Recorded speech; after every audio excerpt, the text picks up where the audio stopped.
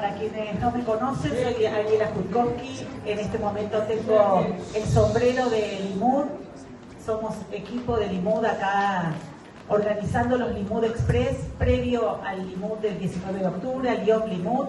Pero tengo también otro sombrero, que soy la rectora del Instituto Hebreo desde hace 2 años. Muy feliz y muy contenta de estar en este país. Quiero presentar a nuestro presidente de Limud, Eduardo Weinstein, a que abra este momento y luego vamos a ir a la conferencia de hoy.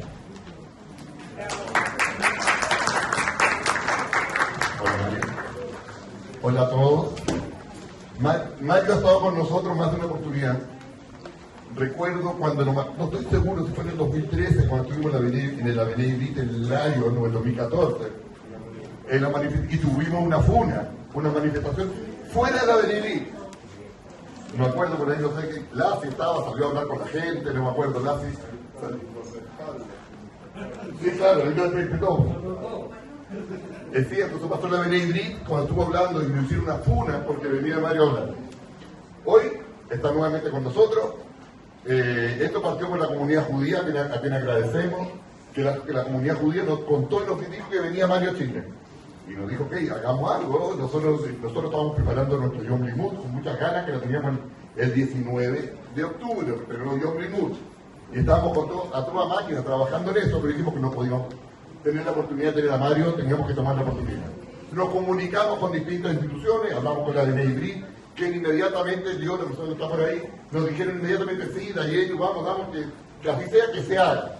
Y hicimos, después hablamos con, donde lo hacíamos, dijo la Benevite, hablamos con Beit Emuná, en donde estamos hoy día, hablamos con la NBI, que también estuvo muy interesado, y llamamos a todas las instituciones y hicimos con ellos esta actividad. Solamente quería agradecer a Beit Emuná, a la Benevite, al archivo judío que también está incorporado por estar acá hoy día. Al dueño de casa, Shmuel, ¿quiere decir unas palabras agradeciendo por estar acá?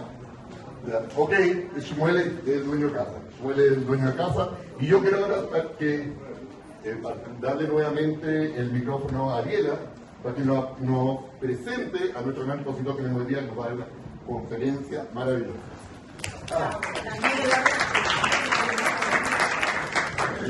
Y además, tengo otro dato interesante. Hoy día tenemos la presencia del embajador acá con nosotros, así que un aplauso al embajador que está trabajando con nosotros. Y un dato interesante es que el embajador fue alumno de Mario. En la Universidad de Jerusalén, Mario fue profesor del embajador. No vamos a decir la edad y las diferencias, no tiene importancia acá. Muchas gracias, embajador, por estar con nosotros.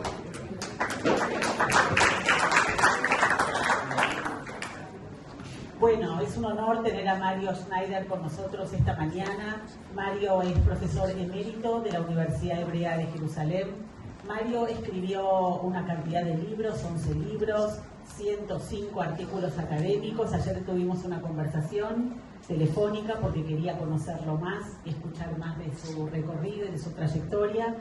Vamos a profundizar hoy en el libro Historia Mínima de Israel, que tiene un dato interesante, y es que luego de la guerra del 7 de octubre, la editorial le propone a Mario actualizar el libro y escribir el capítulo de la era de Netanyahu, las causas y efectos de esta guerra. Así que vamos a profundizar seguramente en la conferencia que va a dar hoy sobre este último capítulo. Pero en este dato, que es para todos nosotros sorpresivo, de que el embajador fue alumno de Mario, quiero darle la palabra al embajador para contar algo respecto de eso.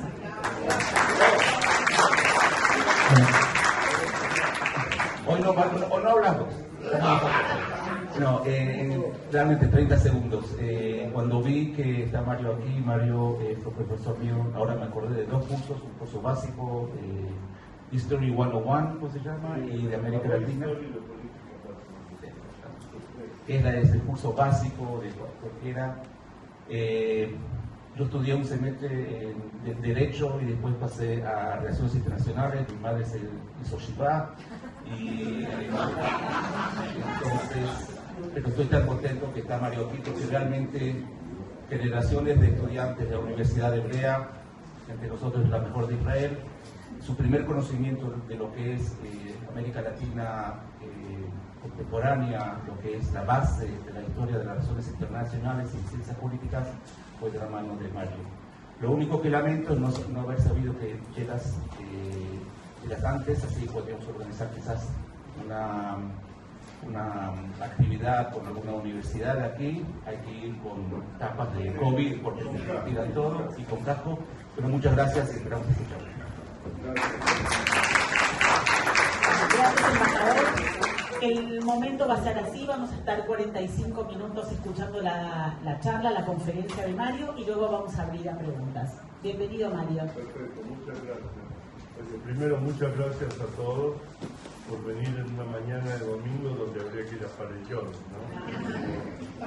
No voy a escuchar también adelante. Pero, viendo que ya están aquí, lo que voy a hacer es voy a pasar un ejemplar de este libro. Mírenlo, ojenlo, si pueden no escribir nada dentro, mejor. Y devuélvanlo si fuera porque ya me han pegado un par de libros, con esta costumbre que tengo yo. Paso el libro y luego me olvido porque me tengo que ir y me quedo sin el libro.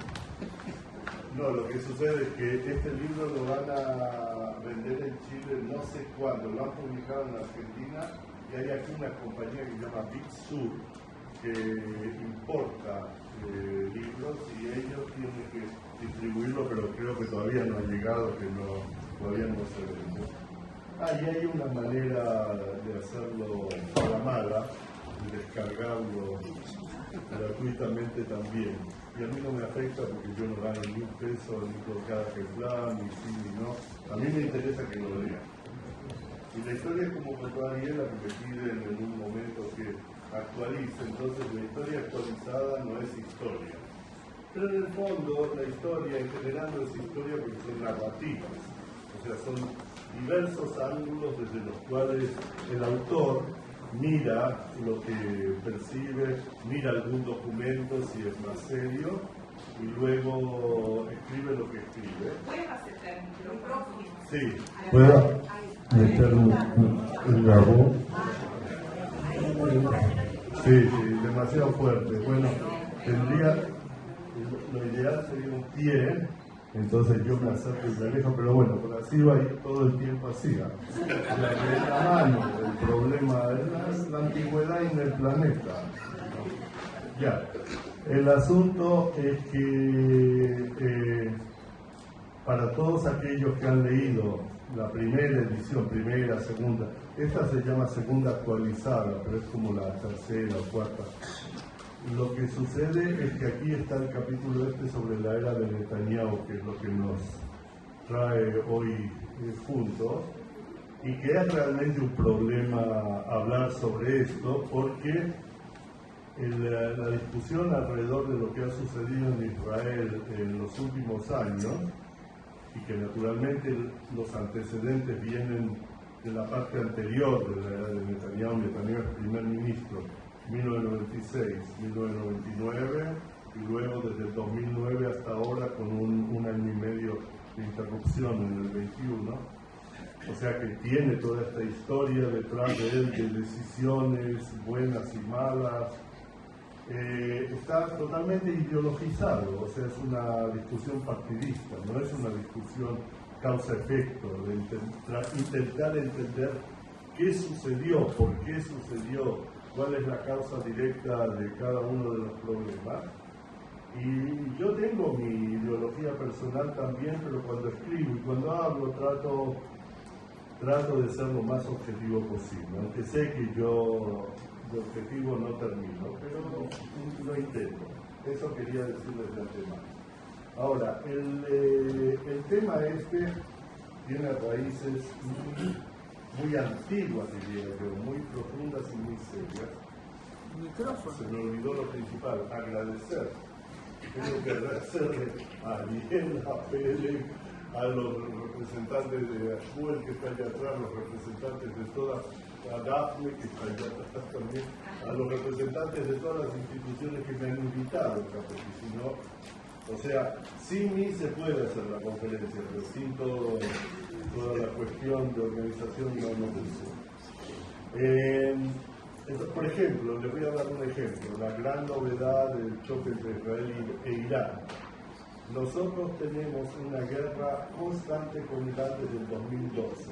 Por una guerra lo que quiero decir es que hay enfrentamientos armados entre Israel e Irán desde el 2012 en territorio sirio, en territorio iraní, en territorio israelí también, y en todas partes del mundo.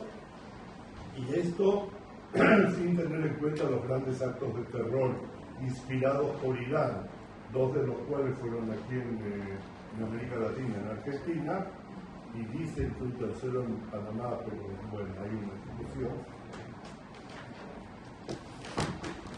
O sea, esto no es una novedad, es un problema de larga data que se va desarrollando de una u otra manera.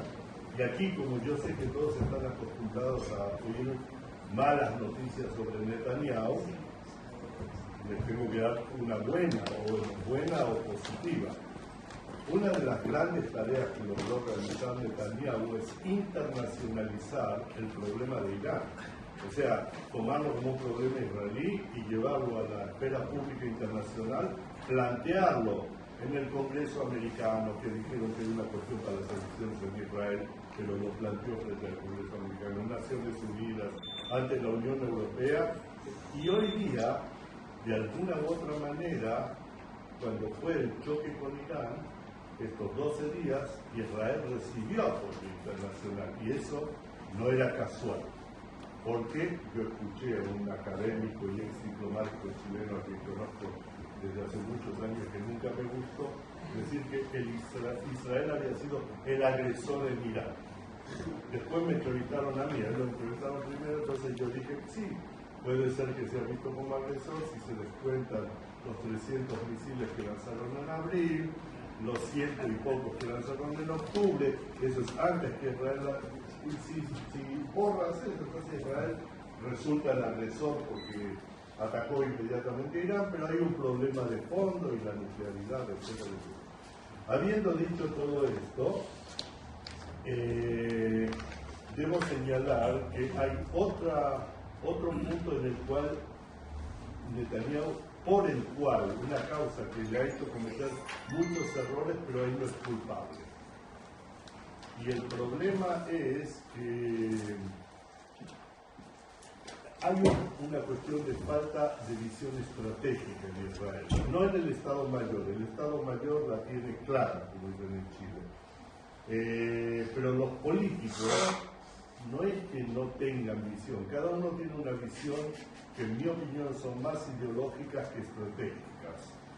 O sea, no son análisis serios de la situación, sino son planteamientos ideológicos expresados en forma lógica, diría yo, o de alguna u otra manera. Pero aquí los primeros ministros de Israel no pueden establecer una línea de conducta, de actividades estratégicas, debido a la estructura del gobierno de Israel. Hay una gran confusión, la gente en todo el mundo, los que yo conozco, los que yo veo, están convencidos que el problema de Israel es el ataque contra la democracia por parte de los partidos de la derecha, digamos, el Likud, los nacionalistas religiosos, los ultraortodoxos, que realmente la democracia no les importa un poco, porque son contrarios a la existencia de Israel. Están en el Parlamento israelí, Shas y ¿cómo se llama? El Judá Torah o algo así, están en el Parlamento israelí porque han estado en los parlamentos de todos los países donde se podían, por ejemplo, el de Agudat Israel, fundada en 15.902, estaba primero en el Parlamento alemán y luego especialmente presente en el Parlamento polaco, en el Sejm, con la misma estrategia maimónica, dirían ustedes, que cuando uno vive en un país tiene que participar hasta cierto punto en la vida más administrativa que política por una cuestión de presupuesto. El que no está representado no recibe nada, ¿verdad? Y los ultraortodoxos en Israel funcionan de la misma manera. Entonces, la contradicción ideológica coaliciones de gobierno entre partidos que la ven diferente, miran en direcciones diferentes, genera una imposibilidad de establecer una estrategia. El ejemplo actual es la actitud de los partidos religiosos nacionalistas, algunos más mesiánicos, otros menos mesiánicos, que tienen a Netanyahu agarrado por el cuello, por el cogote, y que lo obligan a hacer una política dura, militarmente dura, en lo que está sucediendo hoy día en Gaza, porque si no ellos le derriban el gobierno, se retiran y cae el gobierno, y Netanyahu no le interesa que caiga su gobierno, de ninguna manera, por otros problemas. Entonces, ¿qué sucede? Que en lugar de tener una estrategia, Israel toma medidas de acuerdo a sistemas de presiones internos y a sistemas de presiones externos. Pueden ustedes decirme que esto es así en todo el mundo. Es menos en los sistemas presidencialistas, el nuestro es parlamentario, es representativo total con una lista nacional única y una valla de entrada un 3.25%. O sea, cualquier partido pequeño que junte votos para elegir 4 diputados a la Knesset está representado y tiene una buena posibilidad de estar en el gobierno. ¿Por qué? Porque en la época de Ben-Gurión, Mapai, que era el partido gobernante, recibía entre 45 y 55 parlamentarios en cada elección. Entonces, con el mismo sistema y un líder de la talla de Ben-Gurión, o sea, una persona autoritaria, diría yo, venía y él elegía a sus socios y les imponía las condiciones. Hoy el Likud y los partidos en general grandes han bajado a un nivel alrededor de 30 diputados en la Knesset. Lo más que espera Netanyahu, si tiene muchísima suerte, son 32, con muchísima suerte. Entonces, lo que resulta es que los partidos que se asocian a la coalición le imponen el precio al jefe de gobierno, y el precio es en dinero, son presupuestos para sus clientes políticos por un lado, y por el otro lado son imposiciones ideológicas, como es el caso actualmente con el partido religioso sionista y con el partido del poder judío, Otzma Yehudit, de Ben-Gvir. Eso es una situación cuya causa es histórica, tiene razones para hacerlo, hubieron muy buenas razones, e intentaron, Ben-Gurión intentó cambiar el sistema político ya en 1949, pero no lo logró. ¿Por qué? Porque la trampa que se hizo en aquel momento es que el cambio depende de los partidos pequeños, y todo cambio del sistema va a tratar de que haya menos partidos pequeños, y ningún partido pequeño tiene ganas de suicidarse. ¿Ya? Entonces, tenemos ahí un problema en la estructura del gobierno. No es el problema con la Corte Suprema, ese es otro problema y es menor que el problema del sistema político. Yo tengo una prueba. En Israel han habido 5 elecciones en 2 años y medio. ¿Saben cuál es el resultado? Paridad. Hay 2 bloques pares. En la última elección, Netanyahu logró establecer un gobierno porque la presidenta en ese momento del Partido Laborista, la señora Merav Mijaeli, cometió la metida de pata del siglo, que fue no aliarse con Meretz. Si se hubiera aliado con Meretz, el bloque anti-Netanyahu hubiera tenido 4 diputados más, el Likud, el bloque del Likud, 4 diputados menos, y hubieran seguido la paridad que lo lleva a otra elección y a otra elección, y eso es lo que va a suceder en las próximas, es casi una cuestión estadística, porque el país está dividido, polarizado en 2 bloques, digamos.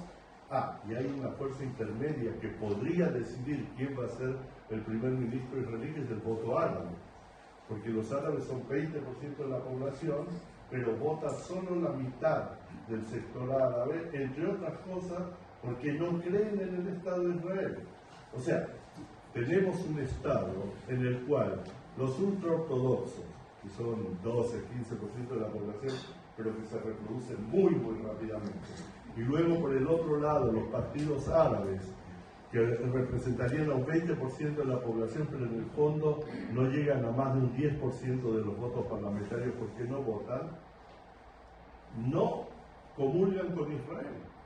O sea, tenemos más o menos un 30% del sistema político en cuya ideología Israel figura como un elemento con el cual hay que cooperar, pero por una cuestión de dominación política, no porque a ellos les interese o que el Estado sea así.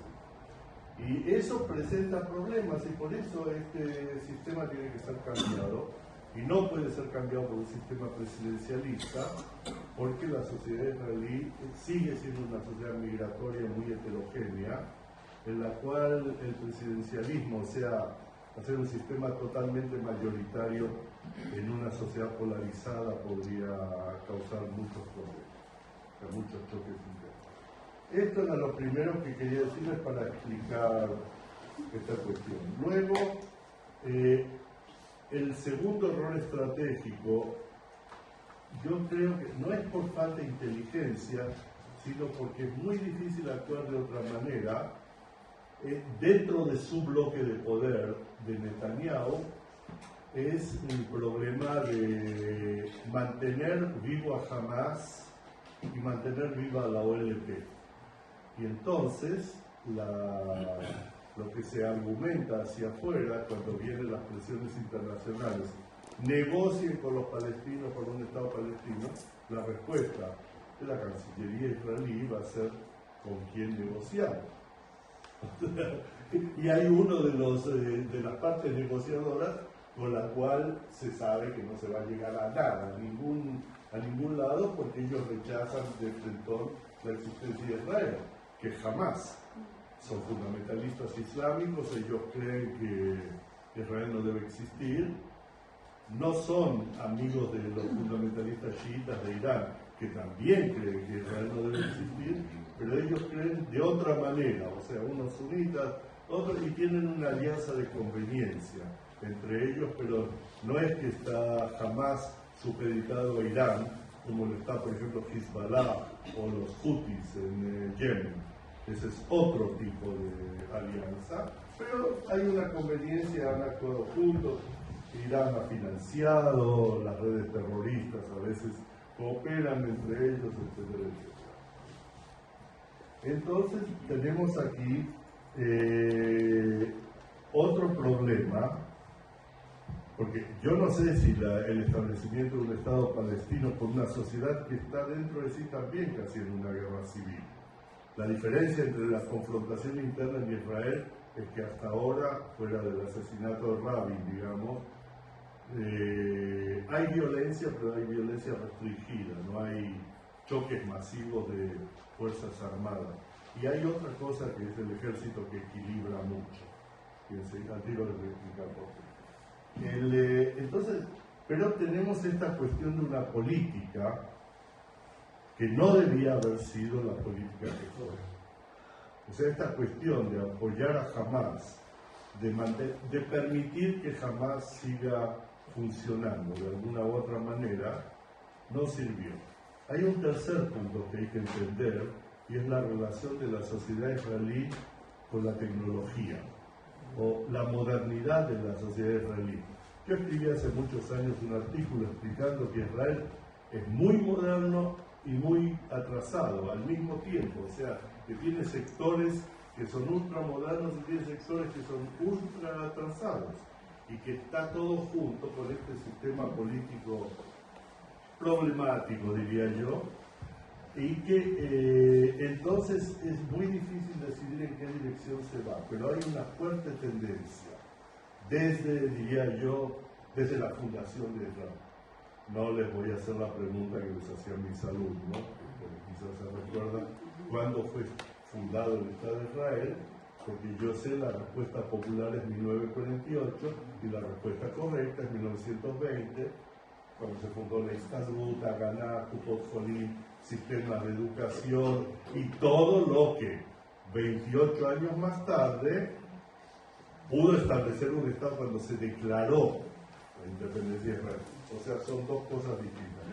Entonces, lo que tenemos desde la fundación de Israel, desde la primera colonización, la primera aliyá, es una sociedad pequeña, modernizadora, que logra, a través de su potencia modernizadora, controlar a las sociedades en su entorno.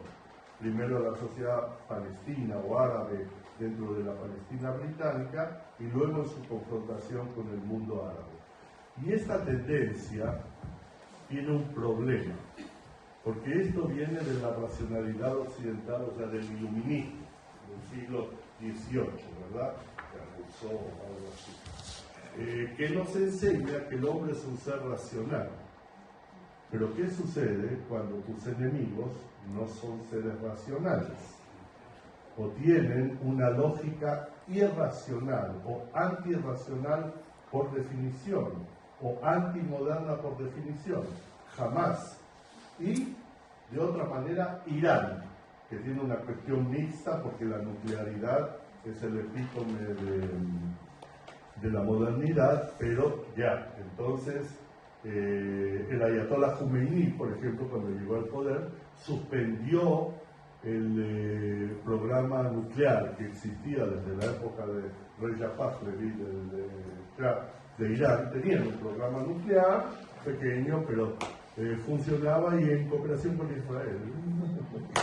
Eso son cosas de la vida, diría yo, que luego se da vuelta la tortilla.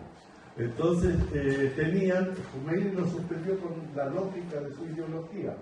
Esto es el epítome de la modernidad y va a degenerar a la sociedad iraní de arriba hacia abajo. Por ende, no lo necesitamos. El ayatollah Rafsanjani, que era más moderno en su manera de pensar tras la guerra con Irak, se dio cuenta que para ellos necesitaban armas nucleares, en su versión, modernas, porque Irak casi le sacó la cresta. O sea, al principio, Irak es un país mucho más pequeño que Irak. Estos son pequeños datos sobre el Medio Oriente que te ayudan a entender un poco el cuadro. Sucede que en Israel el Estado Mayor estableció hace muchos años que el enemigo estratégico de Israel es Irán. Eso no es una novedad. Y que Hamas y las organizaciones terroristas palestinas y todo lo que hay en torno, inclusive Hezbollah y los Houthi que aparecieron en los últimos años, pero eran un poco conocidos, son enemigos menores, o son estratégicamente menos peligrosos, mucho menos peligrosos que Irán y un Irán nuclear.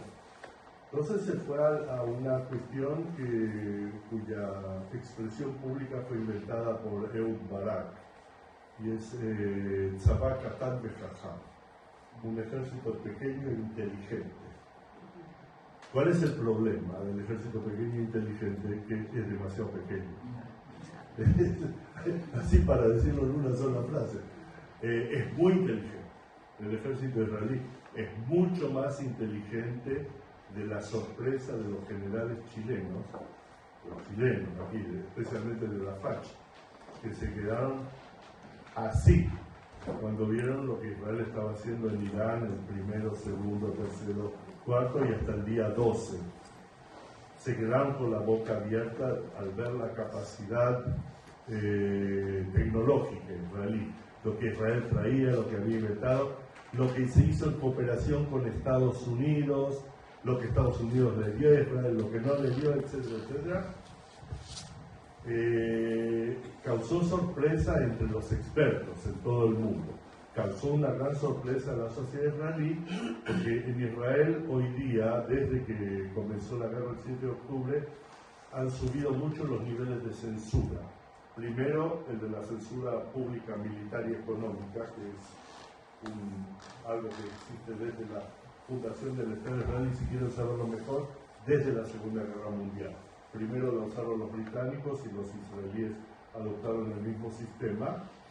Y yo le creo en general al Dover Tzahal, al vocero del ejército, cuando habla, especialmente el anterior, que era un tipo muy serio, Lo que yo le mostraba a mi esposa que tenía un problema, que tenía una oreja más grande que la otra. Y eso se veía en la tele todo el tiempo, lo que fuera.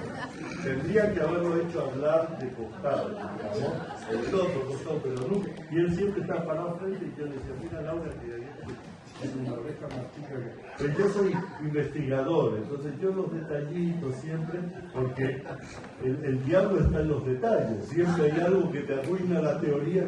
No, pero a este no le arruinaba nada, era un perfecto vocero, era muy bueno, pero yo lo sé, y creo que mucha gente en Israel lo sabe, que es mucho más lo que no te cuentan de lo que te cuentan.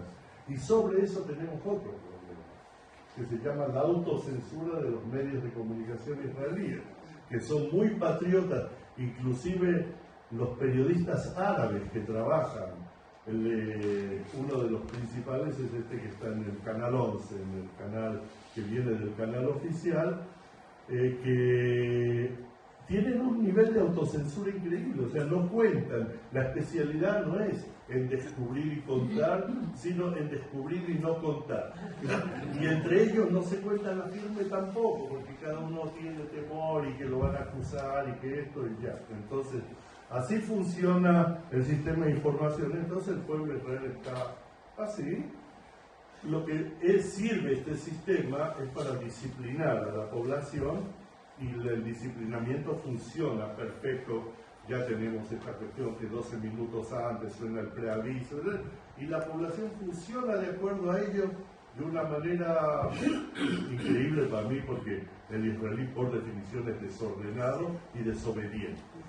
Tiene dos, yo digo el israelí promedio, ¿no? Hay ordenados y obedientes, pero hay muchos desordenados y desobedientes. Actúan en forma coordinada, y esto evita muchas víctimas cuando se trata de los ataques, especialmente con misiles balísticos que tienen ojivas de alto peso. Alto peso son 500 a 1000 kilos, y hay que darse una vuelta por el centro de Tel Aviv para ver lo que hace una ojiva de 500 kilos o lo que hace una ojiva de 1000 kilos. Entonces, mirando todo esto y tratando de ver, o sea, con lo de la alta tecnología quiero decir que se dejó de lado el rol de la infantería y los blindados y la artillería un poco, y se favoreció, y eso se puede revisar, lo puede revisar cualquiera a nivel de presupuestos, a la Fuerza Aérea. Porque la Fuerza Aérea es lo que va a atacar y es lo que va a defender, básicamente, y en cierta medida la Marina, y hay una discusión sobre ello, porque parece que compraron demasiados submarinos no nucleares. Yo estuve presente en una reunión de amigos de la Universidad Hebrea en Punta del Este, donde se hace el anual en enero. Los amigos de la Universidad Hebrea, que tienen todos bastante dinero, se juntan en Punta del Este, y como está lleno de judíos aburridísimos en Punta del Este, porque realmente no hay lo que hacer, debe estar en la playa friéndose, y si les gusta, les gusta. Entonces, la cuestión es que vinieron 1000 judíos y 2 goyim. Los 2 goyim eran unos amigos míos, que un médico que es socio de un primo mío judío, o del marido de una prima. Bueno, esos, los 2 goyim estaban sentados ahí tranquilos. Vino un periodista muy conocido, Enrique Zimmerman, el guatón Zimmerman, que ha bajado mucho de peso. Él, yo creo que de acuerdo a su matrimonio, es como un acordeón. Luego viene la mujer que lo tiene así, de repente deja de comer, luego se divorcia, como le sucedió últimamente, pero eso es el sistema de vida, ¿no? De la gente que debe tener muy buena salud, porque si yo hiciera eso, seguro me moriría rápidamente. Pero bueno, hay gente de mejor salud. El guatón Zimmerman se paró frente a 1000 judíos en Punta del Este y dijo: yo la semana pasada visité un submarino nuclear israelí, y yo vi con mis propios ojos un orgasmo colectivo de 1000 personas. No quizás en lugar adecuado, porque el guatón visitó el submarino nuclear israelí. Y estaba el rector de la Universidad Hebrea, el ex rector, y estaba yo.